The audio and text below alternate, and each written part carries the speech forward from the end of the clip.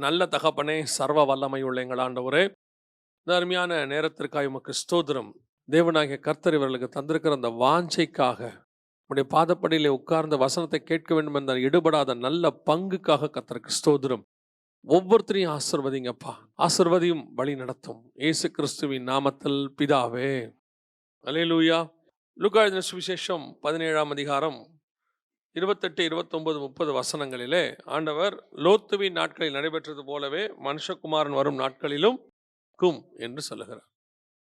கவனிங்கள், ஆண்டவருடைய வருகை என்பது மிக சமீபமாய் இருக்கிறது. நாம் எல்லோரும் அறிந்ததாக தான் இருக்கிறது. கர்த்தர் வரப்போகிறார். ஆண்டவர் சொன்ன வாக்குகளில் மிக முக்கியமானது ஒன்று. ஒரு சிலருக்கு கர்த்தருடைய வருகையை குறித்ததான ஒரு அசதி இருக்கிறது. என்னன்னா, அதெல்லாம் வரமாட்டாருங்க, அதெல்லாம் 2000 வருஷம் ஆயிடுச்சு அப்படின்னு சொல்லுவாங்க. அவர்களுக்கு விசுவாசத்தினுடைய அடிப்படை தெரியாது. விசுவாச பிரமாணம் தெரிந்த அளவுக்கு விசுவாசத்தினுடைய அடிப்படை தெரியாது. விசுவாச பிரமாணத்தையே விசுவாசம் இல்லாமல் சொல்கிறவங்களாம் இருக்காங்க நிறைய பேர். அது ஒரு ரொட்டீன் அப்படி ஆகி போச்சு நமக்கு. ஆனால் இயேசு கிறிஸ்துவின் வருகை என்பது விசுவாசத்தின் அடிப்படை. இயேசு கிறிஸ்து கண்ணியின் வயிற்றில் பிறந்தார் அப்படிங்கிறத விசுவாசத்தின் அடிப்படையில் தான் முடியும். மெடிக்கலி நீங்கள் ப்ரூஃப் பண்ண முடியாது, எந்த விதத்திலும் ப்ரூஃப் பண்ண முடியாது. விசுவாசித்தால்தான் அதை நீங்கள் நம்ப முடியும். இயேசு கிறிஸ்து உயிரோடு கூட எழுந்தார், இதை நீங்கள் எந்த விதத்தில் ப்ரூஃப் பண்ணுவீங்க? எவிடன்சஸ் எல்லாம் நம்ம சொல்லுவோம், பைபிளில் இருந்து தான் சொல்லுவோம். ஆனால் நீங்கள் நானும் அதை விசுவாசிக்கிறோம், இயேசு இன்னும் உயிரோடு கூட இருக்கிறார். அல்லேலூயா. அதே மாதிரி இயேசு திரும்பி வரப்போகிறார், அதுவும் விசுவாசின் அடிப்படை தான். கண்ணியின் வயிற்றில் பிறந்தது எப்படி விசுவாசமோ நாம் நம்புகிறோமோ, உயிர்த்தெழுதலை நம்புகிறோமோ, அதே போல வருகையும் நம்பணும். ஆனால் இன்னைக்கு கிறிஸ்துவனுடைய வருகையை நம்புகிற கூட்டம் குறைஞ்சிருச்சு. வராரா கேட்டால் வருவாரும்பாங்க, ஆனால் வருவாரா அப்படின்னா அவங்களுக்கு நம்பிக்கை இருக்காது. வருவார் அப்படின்ற மாதிரி அதை ஒரு அசதியாக அல்லது ஒரு நடக்காத சம்பவத்தை சரி சொல்லி வைப்போம், எதுக்கும் நம்ம ஏன் போய் ஊரை பகச்சுப்பானே அப்படிங்கிற மாதிரி இருக்கிறவங்களாம் இருக்கிறாங்க. ஆனால் கிறிஸ்துவின் வருகை மிக சமீபம். அவர் சொன்ன அடையாளங்கள் எல்லாம் நிறைவேறி இருக்கிறது. இயேசுவின் முதலாம் வருகைக்கு முன்பாக ஏசாயா மூலமாக பழைய ஏற்பாட்டில் என்னென்ன தீர்க்கதரிசனம் உரைக்கப்பட்டதோ எல்லாம் நிறைவேறி இருந்தது. காலம் நிறைவேறின போது அவர் வந்தார். அதே மாதிரி 2ஆம் வருகையும் அதே மாதிரி சம்பவிக்கும். யூத ஜனங்கள் காத்திருக்கவில்லை, அவரை தவறிவிட்டு விட்டார்கள். நாம் காத்திருக்கிறோம், அவரை நாம் பெற்றுக்கொள்ள போகிறோம். அல்லேலூயா. அப்போ இந்த கிறிஸ்துவின் வருகையில் எது போகும் அப்படின்னு கேட்டிங்கன்னா, பொதுவாக நாம் சபை தான் சொல்லுகிறோம். சபை என்பது என்ன? குடும்பம் தான் சபை. குடும்பத்தை தான் அடிப்படையை கொண்டது சபை. ஆண்டவர் கணவன் மனைவி என்று தான் சபையை சொல்லுகிறார். கிறிஸ்து மணவாளனாகவும் சபை மணவாட்டியாகவும் சொல்லப்படுகிறது. எபேசியரில் எழுதும் போது குடும்பத்துக்கு ஈக்குவலாக தான் ஆண்டவர் என்ன செய்கிறாரு? சபையை சொல்லுகிறார். அப்போ ஒரு சபையினுடையதான உண்மை உத்தமம் தான் ஒரு வருகையினுடையதான அடிப்படை காரணமாக இருக்கிறது. இப்போ ஆண்டவர் சொல்லக்கூடிய வார்த்தை என்ன அப்படின்னு கேட்டிங்கன்னா, வருகையின் போது அநேக குடும்பங்கள் இருக்கிறது. குறிப்பாக ஒரு சில குடும்பங்களை தான் ஆண்டவர் சொல்றார். நோவாவுடைய குடும்பத்தை பற்றி சொல்றாரு. அடுத்து லோத்துவின் குடும்பத்தை பற்றி ஆண்டவர் சொல்றார். நோவாவின் குடும்பத்தை குறித்து நிறைய காரியங்கள் நாம் பார்த்துருக்கிறோம். லோத்துவின் குடும்பத்தை குறித்து ஒரு சில காரியங்கள் பார்த்தாலும் இன்னைக்கு சில காரியங்களை நாம் பார்க்க போகிறோம். லோத்துவின் காரியத்தை நாம் பார்க்க போகிறோம்.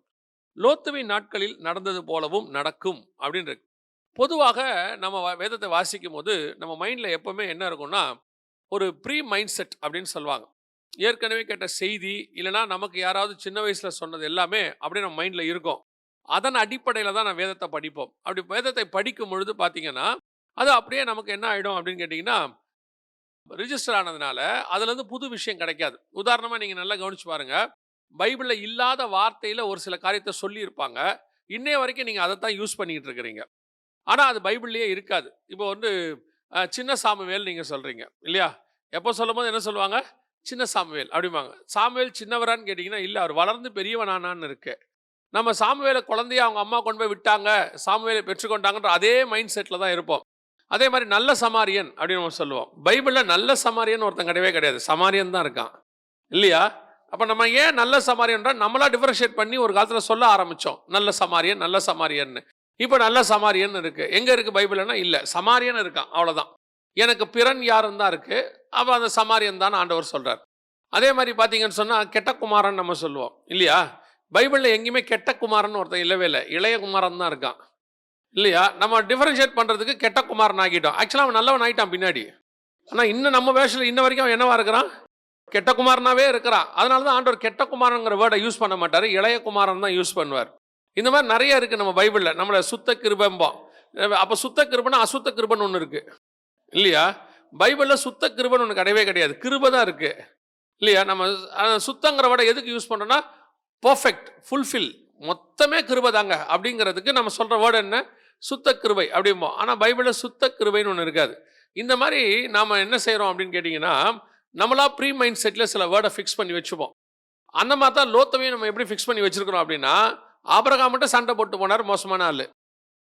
லோத்தை பொறுத்த வரைக்கும் எப்படி இருக்குது? அவர் ஆபிரகாம்கிட்ட சண்டை போட்டு போயிட்டார், மோசமான ஆள். இது என்னை பொறுத்த வரைக்கும் மீகாலுடைய மைண்ட் செட்டு. மீகாலுக்கு யார் தான் தாவீதை ராஜாவை பார்த்தாலும் மீகாலை பொறுத்த வரைக்கும் ஆடு மேய்க்கிறவனை தான் தெரியும். ஒரு ராஜா இல்லை, நீ இப்படி ஆடலாமா நீ அப்படின்னு கேட்பா. அவன் மைண்ட் செட்டில் இன்னும் அவனுக்கு ராஜாக்குரிய குணாதிசயமே வரல அப்படிங்கிறதானே, அவன் இப்படித்தாங்க அப்படின்ற மாதிரி ஒரு மைண்ட் செட். அந்த மாதிரி நமக்கு எப்போவுமே பைபிளில் ஒரு விஷயம் அப்படியே மனசில் பதிஞ்சிரும். நிறைய பேர்கிட்ட அப்படி இருக்குது, ஏற்கனவே நம்ம படித்ததுனால அப்படி இருக்குது. அதுக்கு சொல்ல வரேன். எதுக்காகனா, இப்போ லோத்துவை குறித்து நமக்கு எல்லாருக்கும் ஒரு ஒரு ராங் மைண்ட் செட் இருக்குது. என்ன மைண்ட் செட் இருக்குன்னா, லோத்து ரொம்ப மோசமான ஆள், சண்டை போட்டு போனார், பிரிஞ்சு போயிட்டார் அப்படின்னு சொல்லிட்டு. வாசிங்க 2 பேதுருவின் புஸ்தகம் 2ஆம் அதிகாரம் 8வது வசனத்தை வாசிங்க. நீதியுள்ள தன்னுடைய இருதயத்தில் வாதிக்கப்பட்ட நீதிமானாகிய லோத்து. அப்போ நல்லா கவனிங்க, வசனம் தெளிவாக சொல்லுது, நீதிமானாகிய லோத்து. இல்லையா? நீதிமான்கள் லிஸ்ட்டில் யார் இருக்கிறா? லோத்து இருக்கிறாரு. நீதிமான் நீங்கள் யார் யாரெல்லாம் பழைய ஏற்பாட்டில் சொல்கிறீங்களோ அந்த பழைய ஏற்பாட்டுடைய நீதிமான் லிஸ்ட்டில் யார் இருக்கா? லோத்து இருக்கிறாரு. அவர் வெறும் வெளிய நீதிமான் மட்டும் இல்லையாமா. நம்ம ஆட்கள் நிறைய பேர் இப்போ புதிய ஏற்பாட்டு காலத்தில் வெளியே நீதிமான் இருப்பான், தெரியுமா உங்களுக்கு? பார்வைக்கு நீதிமான் அவன். எல்லாருக்கும் முன்பாக நல்லவர்கள், எல்லாருக்கும் முன்பாக அப்படியே ஜபம் பண்ணும்போது சொன்னீங்கன்னா எல்லாருக்கும் முன்பாக பயங்கரமான ஜபம் இருக்கும். ஆனால் தனிப்பட்ட ஜபம் ஒன்று வீட்டில் இருக்கவே இருக்காது. அப்படியே நீங்கள் பார்த்தீங்கன்னு சொன்னால் நம்ம எல்லாருக்கும் முன்னாடி நீதிமானாக காட்டுறதுல நம்ம எல்லாருமே பர்ஃபெக்ட். ஆனால் தேவனுக்கு முன்பாக நீதிமானாக இருக்கிறது முக்கியம். நீங்கள் வெளியே நீதிமானாக நம்ம அநேகரை ஏமாற்றி கொண்டிருக்கிறோம். அதான் உண்மை, இல்லையா?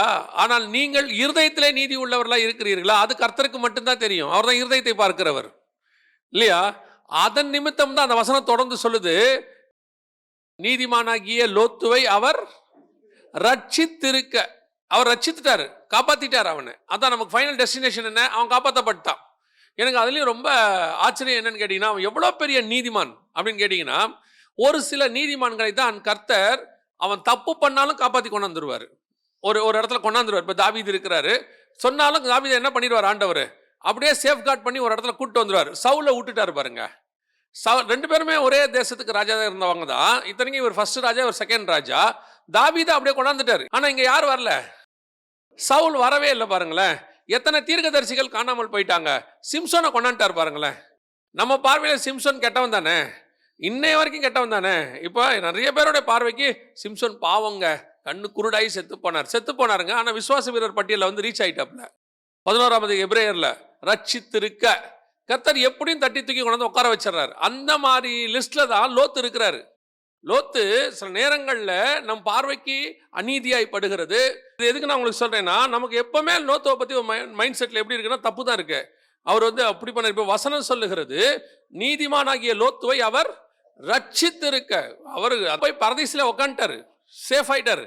நான் ரொம்ப ஆச்சரியமா பார்ப்பேன். எப்படின்னு கேட்டீங்கன்னா, அவர் ரட்சிக்கப்பட்டது எப்படி ரட்சிக்கப்பட்டிருக்காருன்னா, அவர் மட்டுமல்ல, உங்க பார்வைக்கு இன்னுமே அவருடைய 2 பிள்ளைகள் கெட்டு போனார்கள். அப்படிதானே இருக்குது? நம்ம 2 பிள்ளைகள் என்ன ஆயிடுச்சு? கெட்டு போயிருச்சுங்க அப்படின்னு. அவர் எப்படி காப்பாற்றி கொண்டாடுறாரு நீங்க நல்லா கவனிச்சு பார்த்தீங்கன்னா, அந்த 2 சந்ததி இருக்கிறது. 2 மகளுக்கு 2 பிள்ளை பிறக்கிறது. ஒன்று மோவாப், இன்னொன்று அம்மோன் என்று சொல்லி பார்க்கிறோம். மோவாபுடைய பத்தி சொல்லும் போது 10 தலைமுறை வரைக்கும் அவங்களை சேர்க்காதன்னு சொல்லுவார். கரெக்டா 11வது தலைமுறையில் ரூத்தை உள்ள கொண்டாந்துருவாரு. 11வது தலைமுறையில் பார்த்தீங்கன்னா கரெக்டாக எக்ஸாக்டாக எடுத்து பாருங்க, நீங்கள் மத்தியில் இருக்கும் 10 தலைமுறை நீங்கள் கனெக்ட் பண்ணி பார்த்து 11வது தலைமுறையில் ரூத்து உள்ள வரும். ரூத்தை உள்ள கொண்டாந்து அதில் இயேசு கிறிஸ்து வருவார். உங்களுக்கு புரியுதா? ரூத்தில் தான் போவாஸ், ரூத்துக்கு தான் அடுத்து தாவீது வருவார். ஈசாய், தாவீது, ஓபேத்து எல்லாம் அதில் தான் வருவாங்க. தாவீதோட முடியும். தாவீதிலிருந்து இயேசு கிறிஸ்து வருவார். அப்போ நீதிமானின் சந்ததியை ரட்சித்திருக்க. அம்மோன் புத்திரரை விட்டுட்டாரா? சரி, அம்மோனை விட்டுட்டாரான்னு கேட்டீங்கன்னா, அம்மோனை போய் நீங்க பாத்தீங்கன்னா, தாவீது போய் சண்டை போட்டு யோவாப் அந்த தண்ணீருள்ள தேசத்தை பிடிப்பான். உள்ள போய் அம்மோன் புத்திரரை பிடிச்சி அம்மோன் ராஜாவுடைய கிரீடத்தை இவர் எடுத்து வச்சுக்கிட்டு அம்மோன் ஜனங்கள் எல்லாம் இவர் கூட்டிட்டு வந்துருவார். அப்ப நல்லா கவனிச்சு பாத்தீங்கன்னா, அம்மோன் புத்திரர்கள் தாவீது காலத்தில் ரட்சிக்கப்பட்டார்கள். மோவாபிய புத்திரர் போவாசின் காலத்திலே ரட்சிக்கப்பட்டார்கள். சோ எப்படியும் ஆண்டவர் உள்ள கொண்டாந்துறார். 2 சந்ததியும் உடவே இல்லை பாருங்க. இதுதான் கர்த்தர் நீதிமானின் சந்ததிக்கு செய்கிறது. நீங்கள் நீதிமானாக இருந்தால் உங்கள் சந்ததி தவறி போனாலும் ஏதோ ஒரு இடத்துல கர்த்தர் தட்டி தூக்கி உள்ளே கொண்டாந்து உட்கார வச்சிருவார். பல நேரங்களில் நாம் சிறு சிறு தவறுகள் செய்கிறோம். நான் சொல்லுவேன், இந்த பைபிள் இருக்கு பார்த்தீங்களா, இதுல இருக்க அத்தனை சூப்பர் ஹீரோவும் மேட் அப் ஆஃப் மிஸ்டேக்ஸ். இதுல இருக்கிற அத்தனை பேரும் தவறு செய்து நீதிமான்களாக்கப்பட்டவர்கள். நான் இந்த பைபிளை படிக்க படிக்க படிக்க எனக்கு ஆண்டவர் சொல்லிக் கொடுக்கிறது ஒன்னே ஒண்ணுதான். இங்க இருக்கிற எவனுமே பெர்ஃபெக்ட் கிடையாது, பெர்ஃபெக்ட் ஆக்கப்பட்டவர்கள். இதுல பெர்ஃபெக்ட் ஆக்கப்படும் போது நான் ஆக மாட்டேன்னு சொன்னவனும் ஒரு குரூப் இருக்கான், ஆகி திருந்தி ரட்சிக்கப்பட்டவனும் ஒரு குரூப் இருக்கான். இந்த ரெண்டு பேரையும் தான் கர்த்தர் நமக்கு சொல்லி வச்சிருக்கிறார். எப்பவுமே இந்த ஃபார்முலா எப்படி இருக்கு, பைபிள் ஃபார்முலா எப்படி இருக்குன்னு கேட்டீங்கன்னு சொன்னா, நம்மை நீதிமானாக ரட்சித்து கொண்டு போய் உட்கார வைக்கிறதுக்கான பைபிள் ஃபார்முலாவா இருக்கு. இதை நீங்க வெறும் கதையாவோ ஹிஸ்டரியாவோ படிச்சீங்கன்னா உங்களுக்கு வெறும் சம்பவம் தான். இதை நீங்க கொஞ்சம் தியானிச்சு, ஏன் இதை பைபிள்னு நம்ம சொல்றோம், இல்லைன்னா ஏன் ஹிஸ்டாரிக்கல் புக்குன்னு சொல்லக்கூடாது.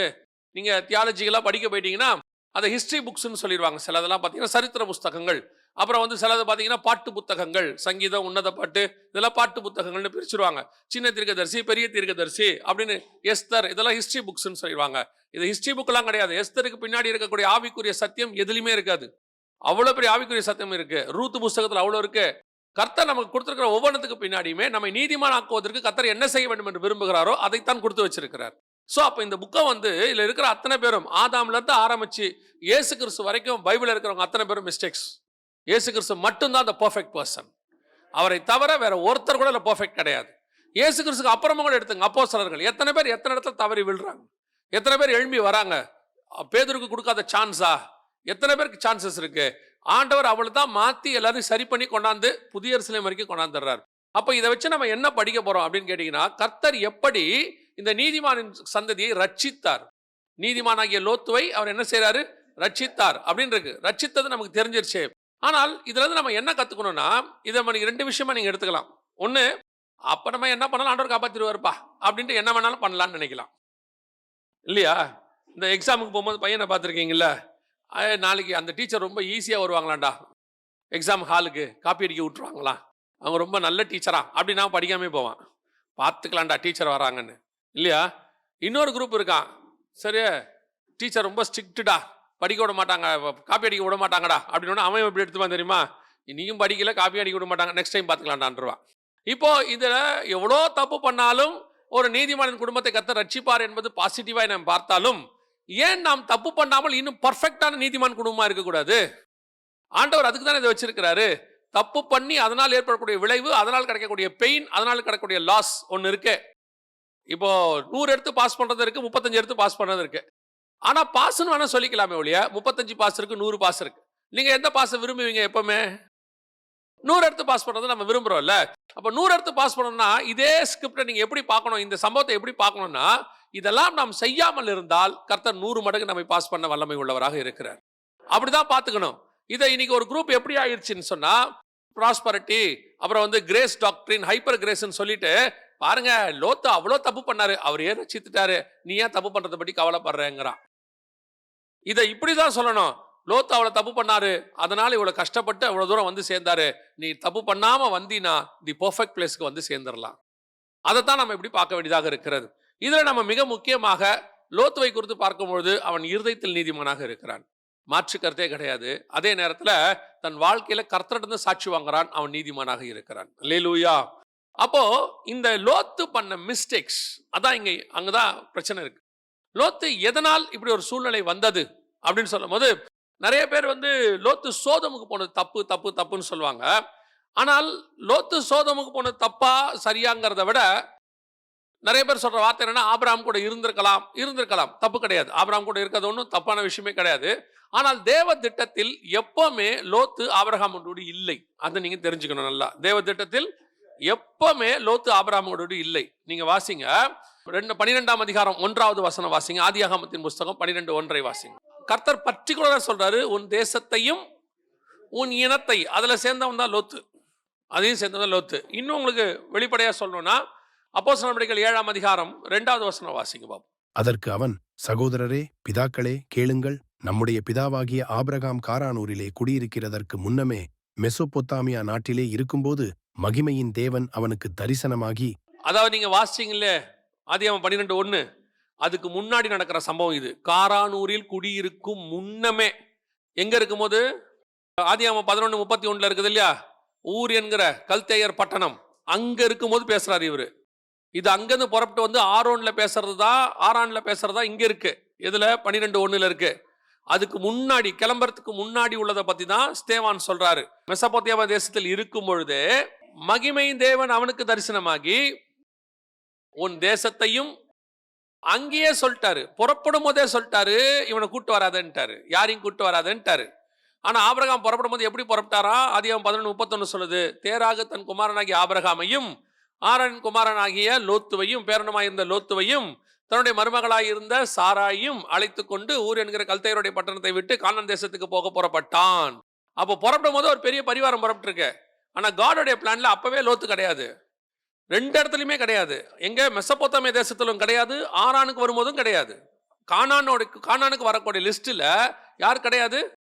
லோத்து கிடையாது. லோத்தோடைய பிளான் வேற, ஆரான் வேறு. அந்த ஆரான்ல இருக்க வேண்டிய ஆள் தான் இவன். அங்கிருந்து எடுக்கணும். தேராக்கு 3 பேர் பிறப்பாங்க, ஆரான், நாகோர், ஆபிரகாம். 3 பேர் பிறப்பாங்க. அந்த ஆரான் இறந்துருவான், நாகோர் இருப்பான். நாகோருடைய பொண்ணை தான் ஈசாக்கு எடுத்தாங்க. இதே மாதிரி இவரு இங்கதான் இருந்திருக்கணும். இவர் பொண்ணுங்க ஆபிரகாம் சந்ததிக்குள்ள வரணும். ஆனா இவர் ஆபிரகாம் கூட வந்துட்டார். வந்தனுடைய விளைவு என்ன ஆகி போச்சு? கர்த்தர் இவரை கூட்டிட்டு வரவே சொல்லல. இப்போ இவர் என்ன பண்றாரு? இவர் கூட வந்துட்டார். சோ இப்போ இவரை பிரிக்கணும். இவரை பிரிக்கிறது காட்ஸ் பிளான். இப்போ நீங்க வாசிச்சு பாருங்க, 13ஆம் அதிகாரத்துல வாசிச்சு பாருங்க. ஆதியாகமத்தின் புஸ்தகத்துல 14வது வசனம் வாசிங்க. லோத்து ஆபிரகாமை விட்டு பிரிந்த பின்பு இப்ப ஆபிரகாமுக்கு கர்த்தர் ஏதோ கொடுக்கணும்.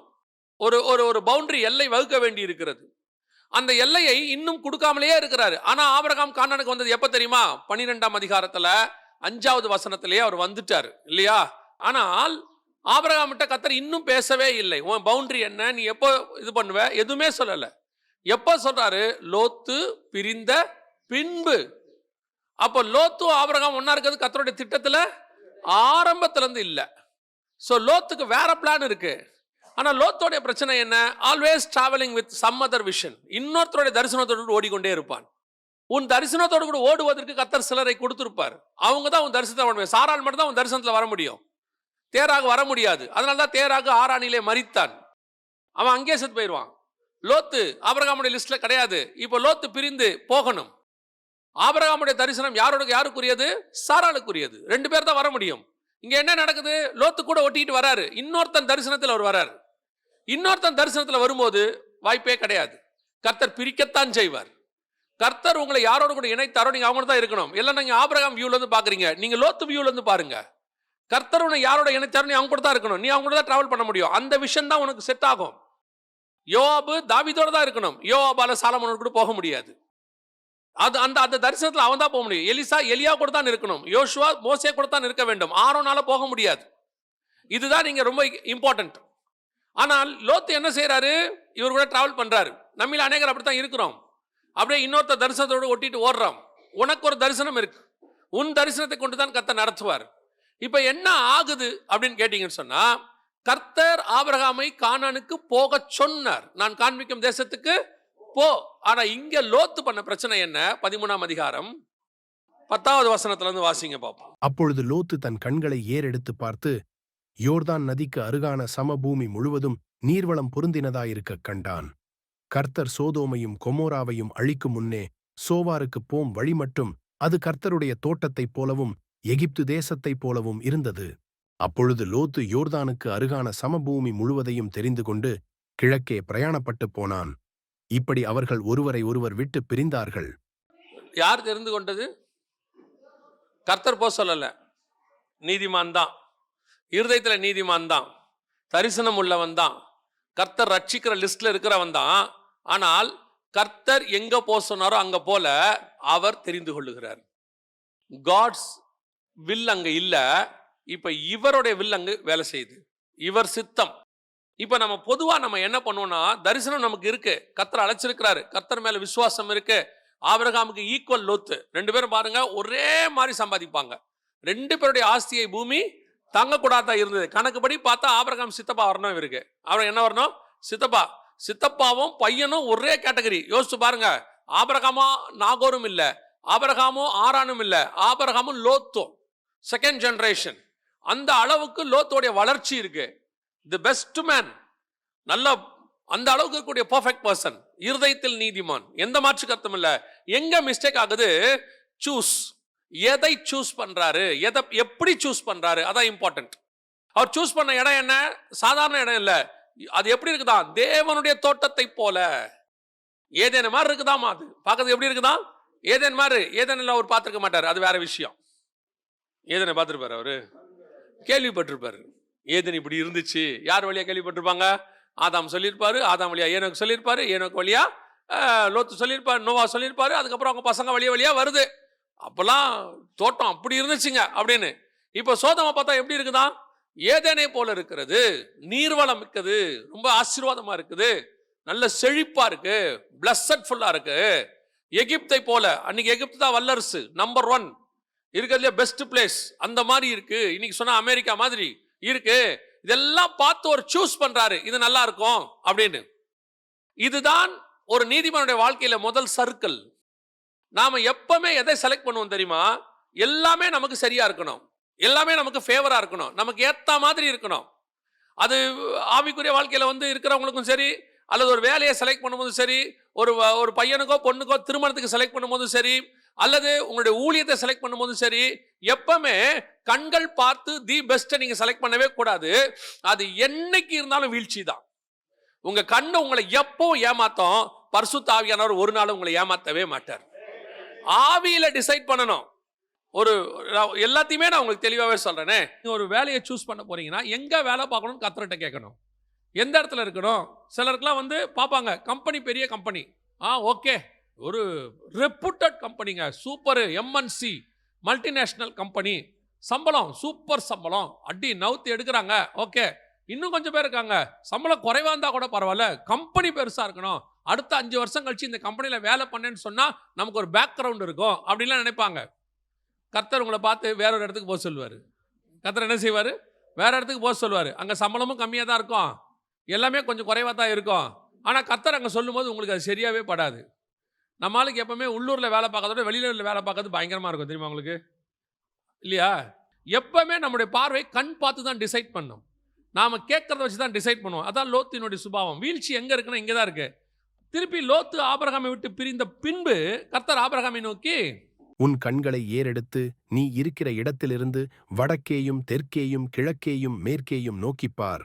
நீ பார்க்கிற இந்த பூமி முழுவதையும் நான் உனக்கும் உன் சந்ததிக்கும் என்றைக்கும் இருக்கும்படி கொடுத்து இந்த இடத்துல எங்கேயாவது அவன் பார்த்தா அது எப்படி இருந்துச்சுன்னு ஒரு டிஸ்கிரிப்ஷன் இருக்கா பார்த்தீங்களா? ஒரு வர்ணிப்பு இருக்கா பார்த்தீங்களா? எதுவுமே இருக்காது. ஆனால் உள்ள எப்படி இருக்கும் தெரியுமா? அவன் அப்படி பார்த்துருந்தா உள்ள எப்படி இருக்கும் தெரியுமா? ராட்சதர்கள் இருந்தாங்கன்னு இருக்க. உள்ள போய் கானானுக்குள்ள பார்த்தபோது இஸ்ரவேலர்கள் பார்க்கும்போது யார் இருந்தது? ராட்சதர்கள், அரணிப்பான பட்டணம், உள்ளெல்லாம் அப்படிதான் இருந்துச்சு அன்னைக்கு. ஆபிரகாம் பார்க்கும்போது எப்படி இருந்துச்சுன்னு தெரியாது. ஆபிரகாம் எதையுமே பார்க்கல. கர்த்தர் போக சொல்றாரு, நான் போயிட்டேன், வேலை முடிஞ்சு, அவ்வளோதான். ஆபிரகாம் போய் கூடாரத்தை போட்டான், வேலை முடிச்சு. சில நேரங்களில் கர்த்தருடைய சத்தத்துக்கு செவிப்படையணும். நீங்கள் நீதிமானாக இருந்தாலும் கர்த்தருடைய சத்தத்துக்கு செவி கொடுக்கறது இல்லை. ஆண்டவர் எதை சொன்னாலும் கேட்கறது இல்லை. உங்களுடைய பார்வைக்கு எது படுது, உங்களுடைய விஷயத்துக்கு எது நல்லா இருக்கு, ரொம்ப கேர்ஃபுல்லாக இருந்து கொள்ளுங்க. லோத்தினுடைய முதல் தப்பு என்ன தெரியுமா? தன் கண்களால் டிசைட் பண்ணது. அவன் தன் மாம்சத்துக்கு எது சரின்னு பார்க்குறான். இது நீர்வளம் மிக்கது, இங்கே இருந்தால் நல்லது, நீதிமான், நல்லா கவனிங்க, பாவி கிடையாது, இது நல்லது, இந்த இடத்துல இருந்தால் நல்லா இருக்கும், தேவனுடைய தோட்டத்தை போல எகிப்து ஆசீர்வாதமாக இருக்கும். ஒரு நாளும் இருக்காது.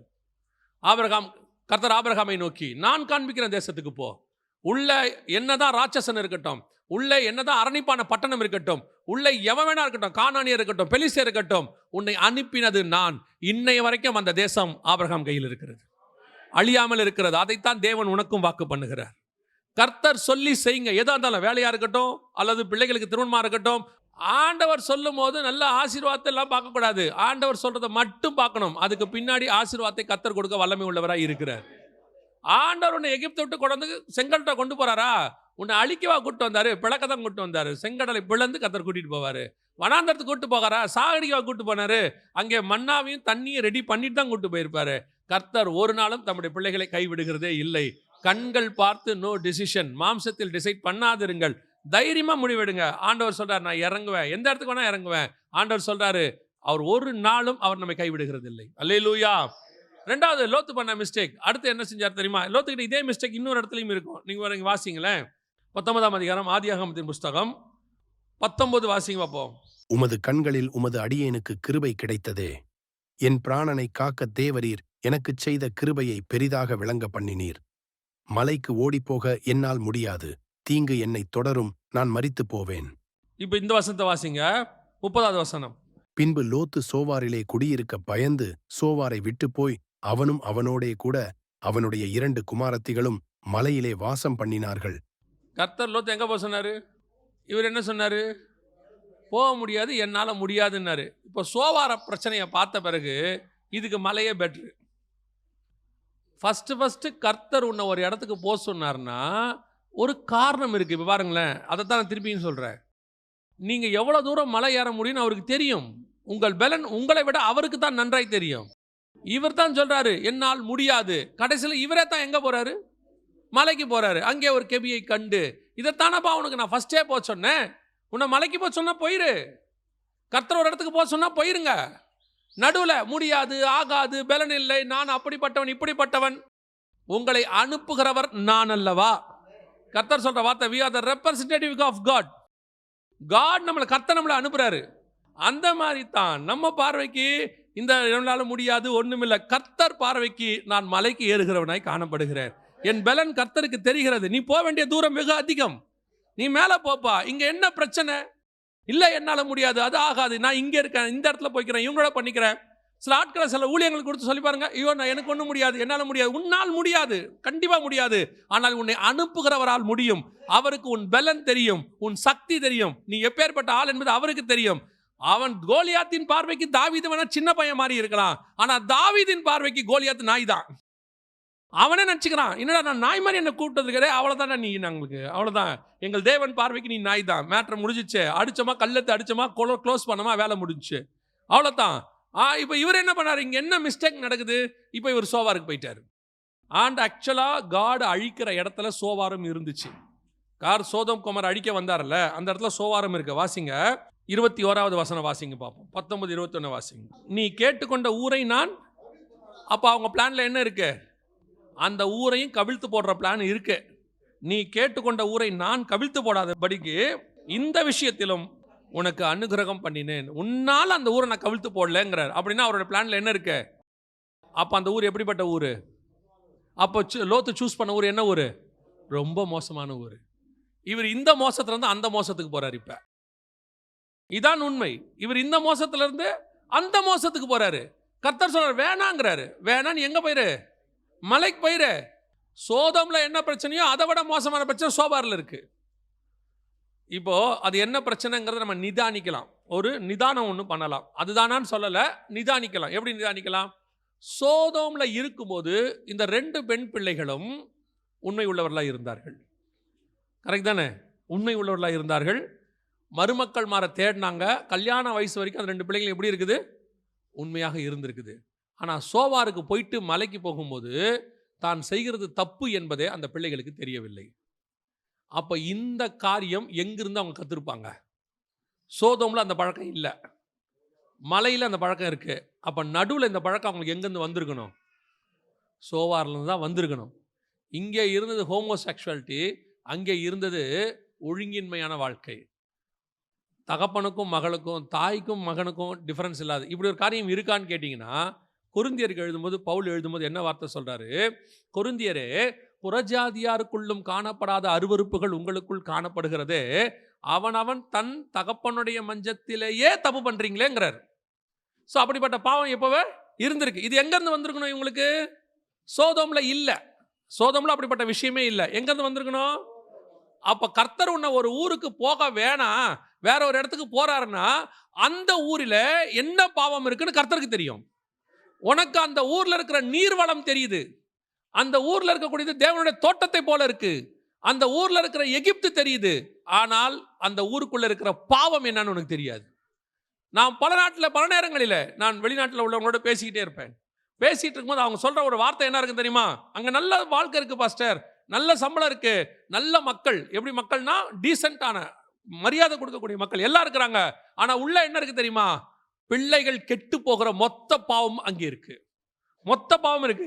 அத்தனை பேர் சொல்ற வார்த்தை, நான் போற இடத்துல எல்லாம் சொல்ற வார்த்தை, இந்த பிள்ளைகளை எப்படி இங்க வளர்க்கறது தான் எங்களுக்கு தெரியல பாஸ்டர், ரொம்ப மோசமா இருக்கு. இந்த வெளிநாட்டில் இருக்கக்கூடிய புறஜாதியார் கிறிஸ்தவர்கள் அல்லாதவர்கள் என்ன பண்றாங்க தெரியுமா? அநேகர் தங்கள் பிள்ளைகளை இந்தியாவுக்கு அனுப்பி வச்சிடுறாங்க. அந்த பிள்ளைகள் காலேஜ் எங்க படிக்குது தெரியுமா? இந்தியாவில் படிக்குது. அவங்க இந்தியாவுக்கு அனுப்பிடுறாங்க. என்னன்னு கேட்டா அங்கே விட இந்தியா தான் சேஃப்டிங்கிறாங்க. இப்போ நமக்கு இந்த சேஃப்டியை விட நமக்கு பணம் பெருசா தெரியுது. சேஃப்டியை விட பணம், ஆடம்பரம், நமக்கு பேரு எல்லாம் பெருசா தெரியுது. ஆனா அங்க இருக்கிற பிள்ளை எங்க சேர்க்கிறான்? ஏன்? அங்க இருக்கிற பாவம் என்னன்னு கர்த்தருக்கு தெரியுது. சில நேரங்களில் கர்த்தர் உங்களை தடுக்கிறார், சில விஷயங்களை வேணாங்கிறார். காரணம் அங்கே எங்கே வீழ்வீர்கள் என்பது கர்த்தருக்கு தெரியுது. இது வேணான்னு ஏன் கர்த்தர் சொல்றாருன்னா உன் வீழ்ச்சி அங்க இருக்குன்னு அர்த்தம். ஆனா நாம் அதை கேட்கறது கிடையாது. நம்மை பொறுத்த வரைக்கும் என்ன? பணம். கடைசி காலத்தில் மனுஷன் பணப்பிரியராக இருப்பார்கள். இப்போ பார்க்கறதுல எல்லாருக்கும் அவங்களை கேட்டு பாருங்க, ஏன் உங்களுக்கு இவ்வளோ பணம் தேவைப்படுது? பாஸ்டர் என்ன சொல்றீங்க? ஒரு வீடு வாங்க வேண்டாமா? ஒரு கார் வாங்க வேண்டாமா? காரு வீடு வாங்கி பாவத்தில் உன் பிள்ளை சாவதை விட வாடகை வீட்டில் உன் பிள்ளை பரிசுத்தமாய் பரலோகத்துக்கு போவது வாசி. ஆமா தானே? பிள்ளையின் ஆத்மா நரகத்துக்கு போய் நீ பணம் சம்பாரிச்சு என்ன பிரயோஜனம்? எத்தனை பேர் இங்க இருந்து போய் தன் பிள்ளைகள் கெட்டு போய் அதை வெளியே சொல்ல முடியாம ஊருக்கே வராம இருக்கான். இங்க வராமையே இருக்கான். வந்தா அவன் பிள்ளைய பத்தி கேட்பாங்க, அவன் பிள்ளையோட வாழ்க்கை அங்க நாசமா போச்சு. அதை இங்க சொல்றதுக்கு அவங்க யாருக்கும் தயாரா இல்லை. அத்தனை பேரும் நிறைய பேர் அப்படிதான் இருக்கிறாங்க. தயவு செய்து கர்த்தர் உங்களை மலைக்கு போக சொன்னா போங்க. கர்த்தருக்கு தெரியும் எது சேஃப்னு தெரியும். நீ ஒரு சின்ன டைவர்ஷன் சோவாருக்கு போய் மேல வந்தாங்க. 10 தலைமுறை உன் பிள்ளை கர்த்தர்கிட்ட இல்லாமல் போயிடுச்சு. 10 தலைமுறை போச்சு, முடிஞ்சிருச்சு. அதான் இன்னைக்கு நடந்துட்டு இருக்குது. கர்த்தர் உன்னை என்ன சொல்றாரோ, என்ன படிக்க சொல்றாரோ உங்க பிள்ளைய அதை படிக்க வைங்க. உடனே டாக்டர் ஆக்கணும், இன்ஜினியர் ஆக்கணும். எல்லாரும் டாக்டர் ஆகணும், இன்ஜினியர் ஆகணும். கர்த்தர் என்ன ஆக்க சொல்றாரோ அதை ஆகுங்க. நான் டாக்டர் ஆக வேணா இன்ஜினியர் ஆகணும்னு சொல்லலை. அதனால அங்க அனுப்பி இங்க அனுப்பி பிள்ளைய பக்கத்தில் வச்சுக்கிறது இல்லை. இங்கேருந்து கிளம்பி பிலிப்பைன்ஸ் அனுப்புறது, இங்கேருந்து கிளம்பி இதுக்கு செர்பியாவுக்கு அனுப்புறது, உக்ரைனுக்கு அனுப்புறது. நான் அனுப்புறது குற்றமா சொல்ல, திருப்பி சொல்றேன், தேவ சித்தமா. படிப்புக்காக, பணத்துக்காக, வேலைக்காக, அது நீர்வளம் மிக்கதா நிக்குது, எகிப்தை போல இருக்குன்னு அனுப்பி வைக்காதீங்க. அது சோவாராக இருக்கும். அங்க போய் உன் பிள்ளை கெட்டு போகும். ஒரு சின்ன டைவர்ஷன் தான் எடுத்தார் லோத்து. ஒரே ஒரு டைவர்ஷன் தான். உடனே அவருக்கு தெரிஞ்சிருச்சு இந்த இடம் தப்பா இருக்கு, மோசமா இருக்குது, நான் திருப்பி மலைக்கே போயிடுறேன். அப்போ உனக்கு மலைக்கு போற அளவுக்கு என்ன இருக்கு? பலன் இருக்கு. கர்த்தர் ஒரு இடத்துல வாழ சொன்னா இங்க என்னால வாழ முடியாதுன்னு சொல்லாதீங்க. அது கர்த்தர் உங்களை இருக்க சொல்றாருன்னா அங்கே வாழ வைக்க அவர் வல்லமை உள்ளவர். உனக்குள்ள அந்த பலன் இருக்கிறத கர்த்தர் அறிஞ்சதுனால தான் உங்களை அங்க இருக்க சொல்றாரு. God knows your strength. உங்களுக்கு உங்க பலனும் தெரியாது, கர்த்தருடைய பலனும் தெரியாது. நான் பலவீனமானவனவே இருந்துட்டு போறேனே, ஆனா என்னை அனுப்புகிறவர் பலம் உள்ளவர் இல்ல. நான் குறைவிடமாக இருக்கிறேன்னா என்னை அனுப்புகிறவர் நிறைவு உள்ளவர் இல்ல. அவர் சொன்ன ஆகும், அவர் கட்டளையிட நிற்கும். ஏன் நமக்கு அந்த இடத்துல அப்படி ஒரு பயம்? அதுதான் கடைசியில் பாருங்க 2 சந்ததியும் கெட்டு போச்சு. அதனால தான் ஆரம்பத்திலே சொன்னேன், கர்த்தர் அதை ஏதோ ஒரு இடத்துல 10 தலைமுறை கடிச்சு கொண்டு வராரு. நான் என்ன சொல்லுவேன் தெரியுமா? அப்படி வேண்டாமே, அப்படி வேண்டாமே. நம்ம பிள்ளைகள் கெட்டு போகாமலே கர்த்தருக்குள்ள வருது ஆசீர்வாதம் தானே. நம்ம கர்த்தர் எங்க போக சொல்றாரு அங்க போயிடணும், அனுப்பிடணும், அவ்வளவுதான். நீங்க இந்த டைவர்ஷன், இதுக்கு அது பெட்டர், அதுக்கு இது பெட்டர். நான் எப்பவுமே சொல்வேன் பிள்ளைங்கிட்ட, எல்லாரும் சில பிள்ளைகள் வந்து கேட்பாங்க, நாங்கள் அடுத்து என்ன படிக்கலாம் அங்கிள் அப்படிம்பாங்க. ஜோம் பண்ணும்பேன், ஜோம் பண்ணு. பெற்றோர்கிட்டையும் சொல்வேன், அவங்கள போட்டு ஃபோர்ஸ் பண்ணாதீங்க. நீங்கள் நன்மையாக செய்யறதை நினச்சிக்கிட்டு தப்பு பண்ணுறீங்க. உங்களுடைய எண்ணம் என்ன தெரியுமா? என் பிள்ளைகள் நல்லா தானே இருக்கிறாங்க, நல்லா இருக்கணும் தானே நாங்கள் சொல்கிறோம். இன்னொரு 10 வருஷம் கழிச்சு ஏஐ தாங்க இருக்கும், ஆர்டிஃபிஷியல் இன்டெலிஜென்ஸ் தாங்க இருக்கும், பிள்ளைய ஏஐ படிக்க வைக்கிறது தப்பா அப்படின்னு கேட்பாங்க. ஆர்டிஃபிஷியல்ஸ் இருக்கும், அடுத்த 10 வருஷம் ஏஜிஐன்னு வேற ஒன்று வந்துடும், அதுக்கு 10 வருஷம் கழிச்சு வேற ஒன்று வரும். எது நீங்கள் படிக்க வைப்பீங்க? அதுக்கு பதிலாக தேவ சித்தம் என்னன்னு சொல்லி படிக்க வச்சுட்டிங்கன்னா தேவனுக்கு உங்கள் பிள்ளையோடைய முடிவு காலம் மட்டும் தெரியும். அதுக்கு ஏற்ற காரியத்தை கர்த்தர் கொடுத்து படிக்க வைப்பார். அது ஆண்டவர்கிட்ட கேளுங்க என்ன படிக்க வைக்கணும்னு. நமக்கு இன்னைக்கு எது கேட்பாங்க, யாராவது ஒருத்தர் நமக்கு நல்ல அட்வைஸ் கொடுப்பான், அடுத்த 5 வருஷம் இதாங்க ஃபியூச்சர் அப்படிமா. ஃபியூச்சர் எதுகிட்டையுமே இல்லை. நம்முடைய காலங்கள் கர்த்தருடைய கரத்தில் வரையப்பட்டிருக்கு. ஃபியூச்சர் படிப்புக்கிட்ட இருக்குதுன்னா நமக்கு ஆண்டவரே தேவையில்லையே, இல்லையா? நல்லா படித்து நடுத்தரில் நிற்கிறவனும் இருக்கான்,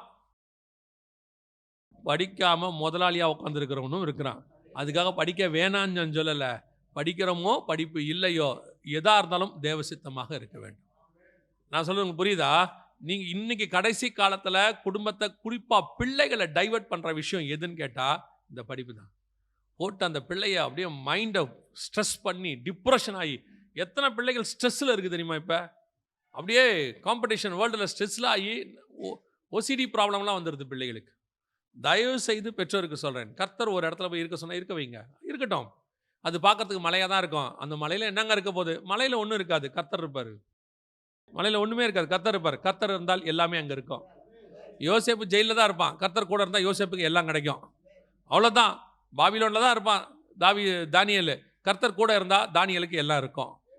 நம்ம கர்த்தரோடு இருக்கிறோமான்றது தான் இங்கே இம்பார்ட்டன்ட். கர்த்தர் எங்கே இருப்பார் தெரியுமா? அவர் சொல்கிற இடத்துல நீங்கள் இருந்தீங்கன்னா கர்த்தர் உங்களோடு கூட இருப்பார். அல்லேலூயா. கடைசியாக ஒரு காரியத்தை நான் சொல்லிவிட்டு முடிக்கிறேன். அதே காரியம்தான். அந்த குடும்பத்தில் உள்ள அடுத்த பிரச்சனை என்ன வாசிங்க. அது இயேசுமே மென்ஷன் பண்ணுறாரு. 19ஆம் அதிகாரம் 26வது வசனத்தை வாசிங்க.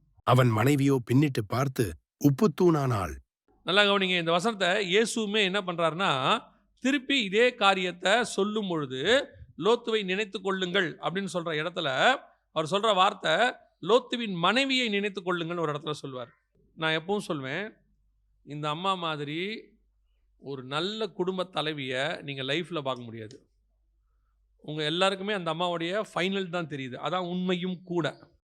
ஆனால் நீங்கள் யோசிச்சு பாருங்கள், ஒரு சோதோம் மாதிரி ஒரு ஊருக்குள்ள இந்த அம்மா 2 பெண் பிள்ளைகளையும் ஒழுக்கமாக வளர்த்துருக்கு. உங்களுக்கு தெரியுமா லோத்து எப்படி? லோத்து வளர்க்கலையா? வாசிங்க. ஆதியாகமத்தின் புஸ்தகம் 19ஆம் அதிகாரம் 1வது வசனம் வாசிங்க.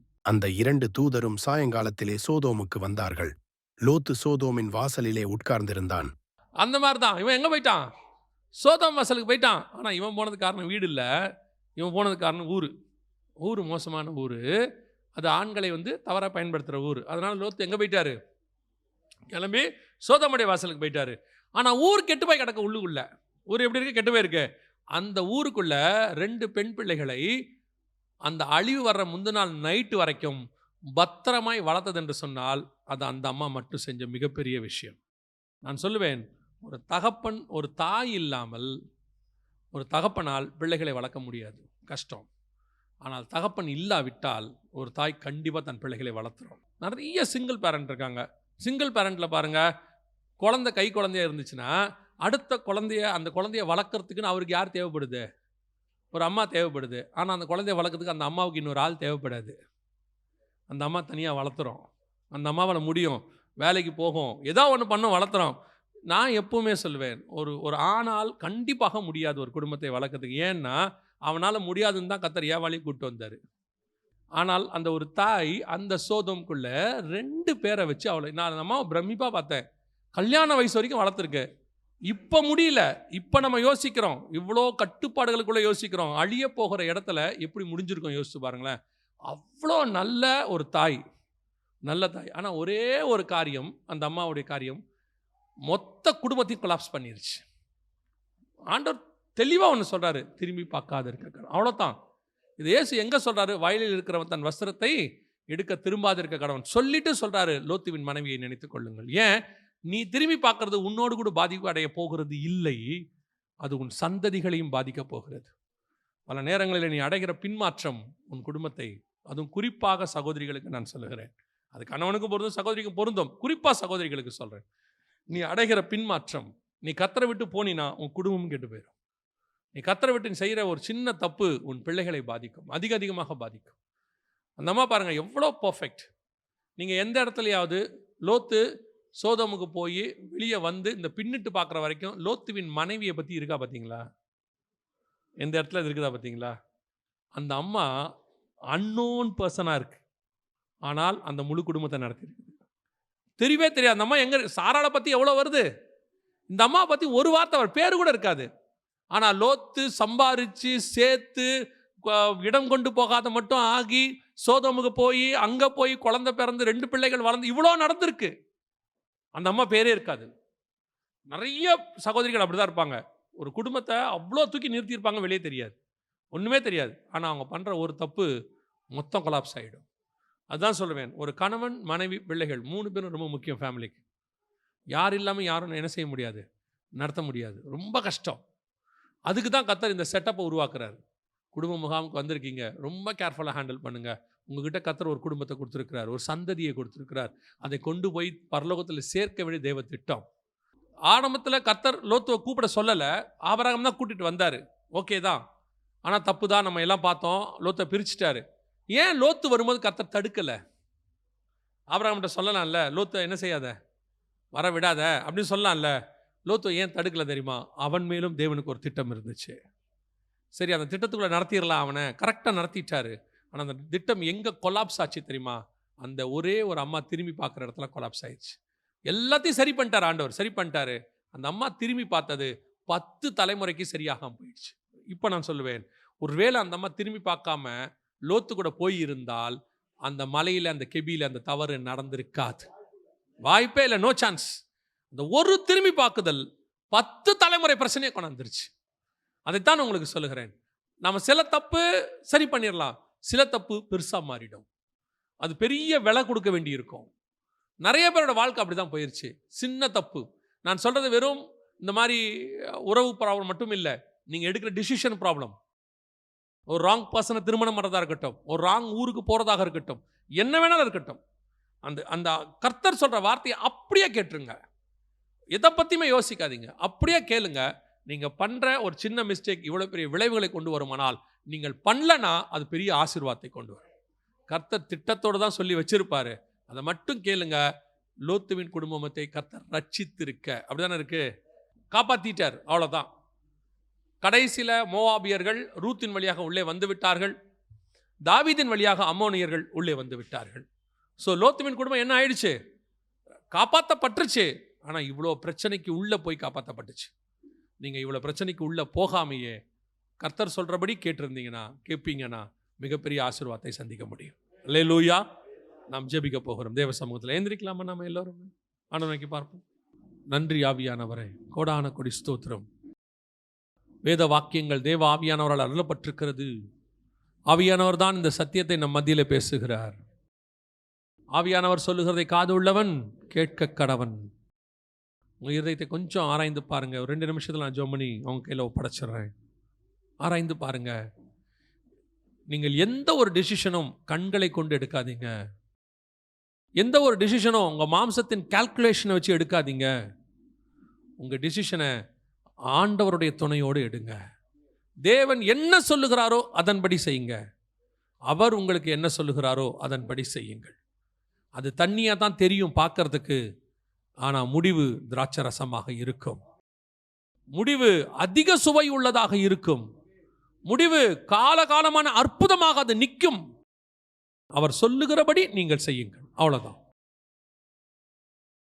ரொம்ப ஆச்சரியமாக நான் படித்தது, 10 குஷ்டரோகிகளை பார்த்து இயேசு ஒரு வார்த்தை சொல்வார், நீங்கள் போய் உங்களை ஆசாரியர் இடத்துல காட்டுங்கள். அந்த 10 பேருக்குள்ளேயும் என்ன இருந்துச்சு தெரியுமா? விசுவாசம் இருந்துச்சு. ஒருத்தன் கூட சுகமான பிறகு போறேன்னு சொல்லலை. வசனம் தெளிவாக சொல்லுது, அவர்கள் போகையில் வழியிலே அவர்களுக்கு சுகமாயிற்று. ஒன்று கூட இயேசு சொன்னவன சுகமாகலை.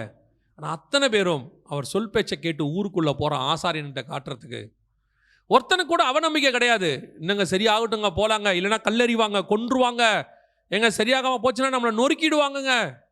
இவர் ஊருக்குள்ளே போக சொல்கிறார், நம்பி போடுறீங்களே. ஒருத்தன் கூட கேட்கல. 10 பேரும் போனா பாருங்க. போகிற வழியில தான் சுகமாகும். ஆனால் நீங்கள் முதல்ல போகணும், திரும்பணும், ஊருக்குள்ளே போகணும். கர்த்தர் சொல்கிற இடத்துக்கு நீங்கள் போகணும். சுற்றி இருக்கிறதான சூழ்நிலைகளை பார்க்கக்கூடாது. அது எப்படி இருக்குன்னு பார்க்கக்கூடாது. ஆண்டவர் சொல்கிறாரா, உன்னை பையனை இந்த இடத்துக்கு இதை படிக்க சொல்கிறாரா, படிக்க வைங்க. எதுக்குங்க இந்த கோர்ஸு? இதுக்கு எந்த விதமான ஃபியூச்சர் கிடையாது. இதை வச்சு என்ன பண்ணுவீங்க? கஷ்டப்படுவான். உலகம் என்ன வேணால் சொல்லட்டும்.